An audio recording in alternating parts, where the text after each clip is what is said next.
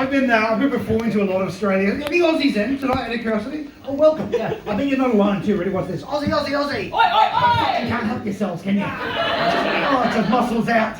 If ISIS ever figured that out, the Australian SAS are fucked. They're all hiding in the hills. We cannot find them. Aussie, Aussie, Aussie. Bang, bang, bang.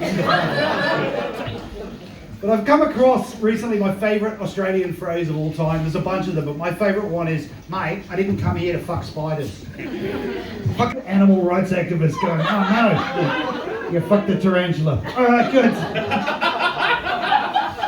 Like I said, it's a weird job. All right, you guys ready to see your next acts?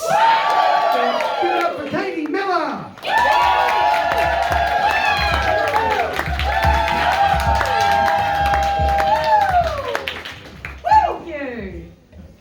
To tell you about my baggage, both the physical kind and the emotional kind, so you're getting 2 for 1 here. First time I ever went anywhere was to China for a year. I thought, China's far, a year is long, I need a big suitcase. Called it Goliath.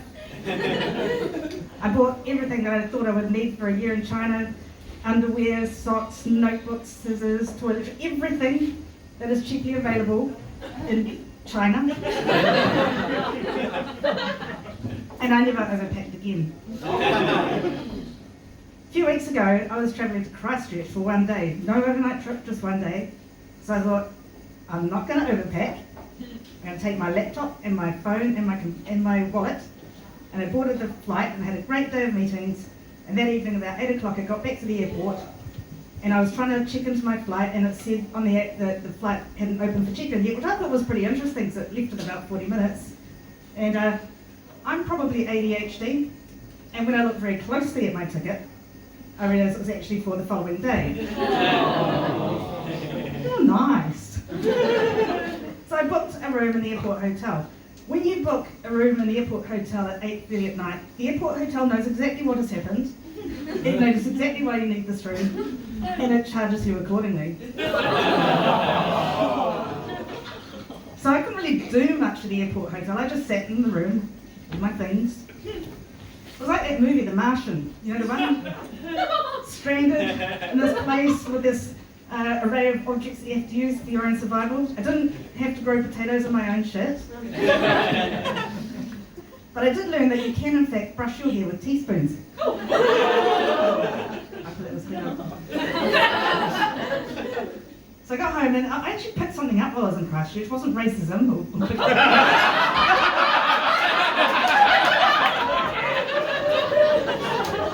was a horrible cold. It was so bad. So a few mornings later, I'm lying in bed in this fever dream, and I failed to notice that my mother hasn't posted her usual cheery good morning message on the family Facebook chat. Which would have worried me because she's a boomer, and if a boomer is away from Facebook longer than 12 hours, it's a serious problem. Luckily, my nephew had recently met a lovely young girl and he immediately impregnated her.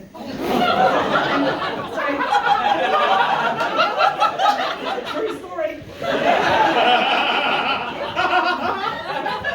Around lunchtime, he came to my parents' house to show them a video.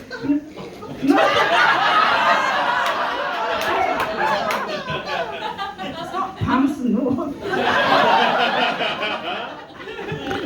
It's Hastings. Anyway, he found my mother on the floor, unable to get up because it turns out that overnight she'd had a stroke and her brain wasn't working properly. And so he immediately got her to the hospital and he phoned me and my sister, and we decided that we were going to drive up the next morning to be with her for an unspecified period of time. So I packed, not too much, not too little. I packed my toilet bag and my hairbrush, and we drove up to Hastings, and as soon as we got out of the car in Hastings, they said, your mother's about to be flown for surgery to Wellington, the very place from whence we had just come. So Amy decides she's going to stay with my dad. I get on my phone, I start booking my flight. I check it very carefully, the date, the time. I get back to Wellington, I ring the hospital, and the hospital says the thrombectomy has gone very, very well. A thrombectomy is a surgery where they put this tube up through your blood vessel into your brain and they take a clot out. It's like one of those fairground claw games. Way better odds.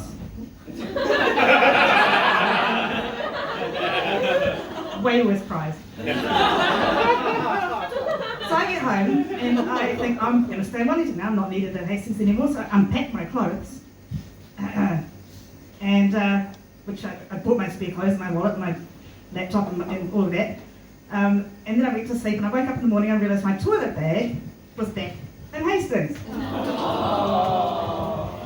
So, I brush my hair with teaspoons, I go to the hospital. And my mum's in the hospital and she's there with this lovely 25-year-old male nurse who's given her a bed wash. And he finishes that and he says, "Is there anything else that you need?" And I said, "I'm dirty."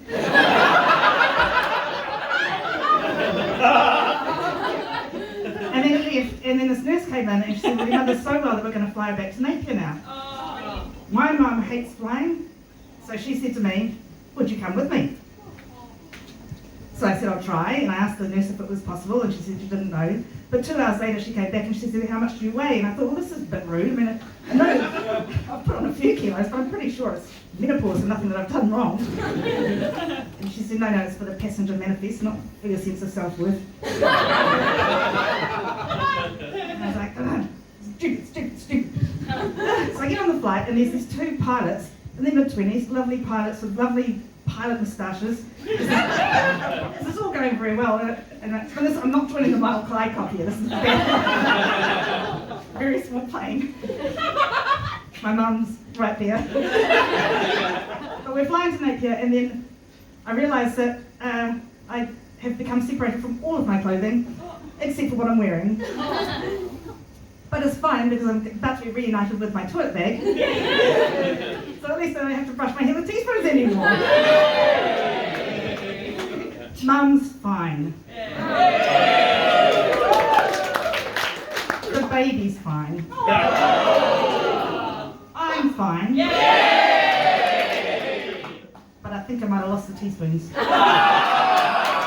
Thank you.